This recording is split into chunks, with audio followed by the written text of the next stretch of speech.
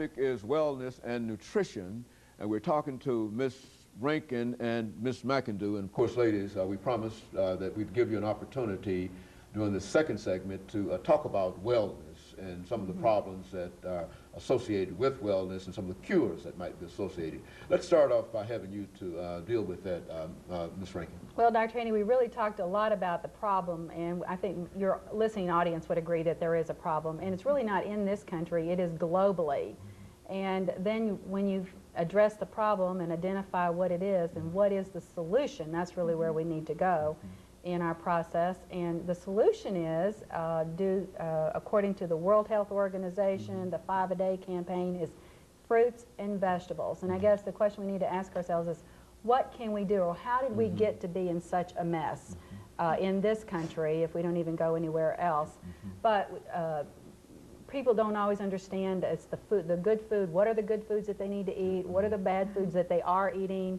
Maybe they don't understand really that it is about exercise. It is about getting good exercise. It's about drinking water. And I could take each one of these points and probably do an hour seminar on every one of them. But one of the things that we teach people, even on the level of drinking water, is like a lot of times people are hungry, they feel hungry. If they just drank water, that's their body telling them they're thirsty. So we don't get enough water. Of course, certainly our stressful lifestyles have created a lot of the problems that we see. One of in fact, the World Health Organizations, and this year, in January in Berlin, Germany, there was a gathering of the World Health Organizations that came together to focus on what the 5-a-day, and I'll just hold this up, the 5-a-day campaign is doing to educate and spread the word about the importance of 5 to 9 servings of fresh, raw fruits and vegetables every day, not just once a week or when you feel like it, but we're talking every day. And when I ask people is, if you didn't do it today, what are you going to do tomorrow to make up for that? But 5 to 9 servings, and that's a variety too. That's just not, I'm going to eat a couple things that I like, but that's a wide variety.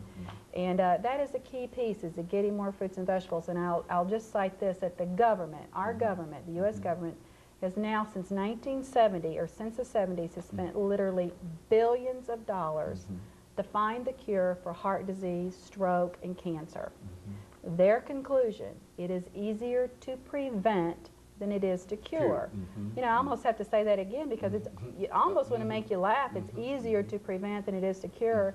My comment is you could have asked somebody's mom. They would have told you, eat your fruits and vegetables. Right. Think about when we were growing up. What were we told? An apple a day keeps the doctor away. But about fruit and vegetables, how do you eat them in a consistent manner? And, you know, because I think the last time that I had an apple personally, or had any fruit personally, might have been a couple of days ago. And so, you know, you're already behind. Well, you're behind. that's the How do you do that? That's the thing about it, and the key is I go back to the raw, because there are enzymes in the raw fruits and vegetables that help us to break down the rest of our food, and when you cook those, then those enzymes cook out and the nutrients cook out. So they really need to be raw.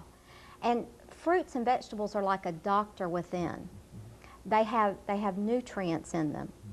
And these nutrients make up the colors that are in the fruits and vegetables. And that's what makes a tomato red, or an orange orange, or a green bean green. And these nutrients act like a doctor within. And what they do is they help to eat up germs. They act like little Pac-Men. And they eat up the germs that are in our body. And they eat up the cancer cells and the things that are harmful to us. So when we get our fruits and vegetables, good nutrition, good fruits and vegetables are like a doctor within.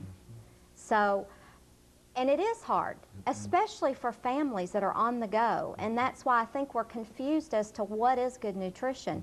You know, we think running through a fast food, you know, is good nutrition. You know, at least they're eating something.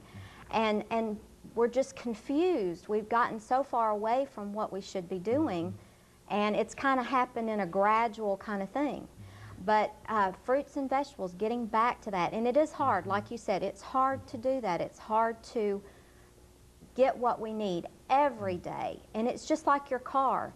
If you put less than good gas in your car, you're going to get binging, you're going to get pinging, your car is not, it may jump a little bit, it may not drive as fast or as optimal as you would like for it to.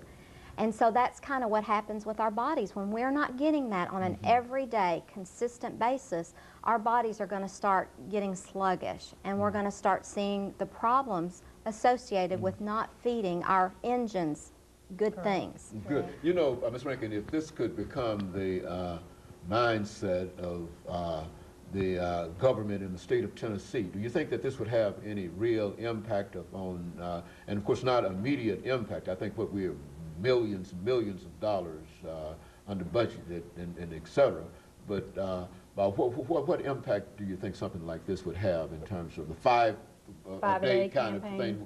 Would that have any impact well, on obviously care? Absolutely have a huge impact on several levels, and already we're seeing around the country where the school districts are taking a proactive stance and feeding their children better lunches at school, you know, a whole lunch versus maybe some of the fast food things.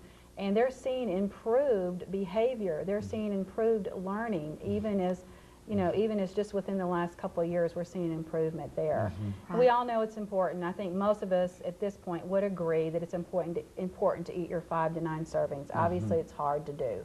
On the humorous side, I go to the grocery store, I buy a wide variety of fruits and vegetables, I bring it home, put it in the refrigerator, and go like, I got it. I'm so proud of myself.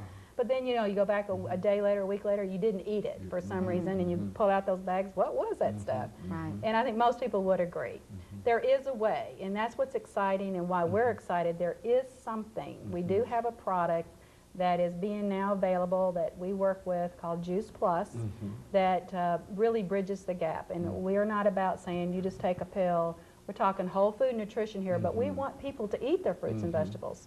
But for those who will not or cannot, there is a way. Okay, and I'll tell you what we'll do. We're getting ready for this second commercial break, Ms. Rankin and Ms. McIndoo.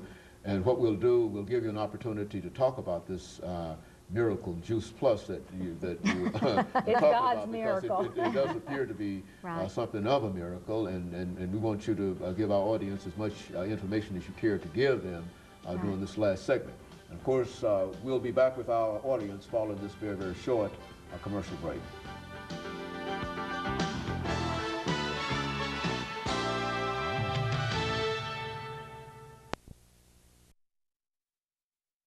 To Ms.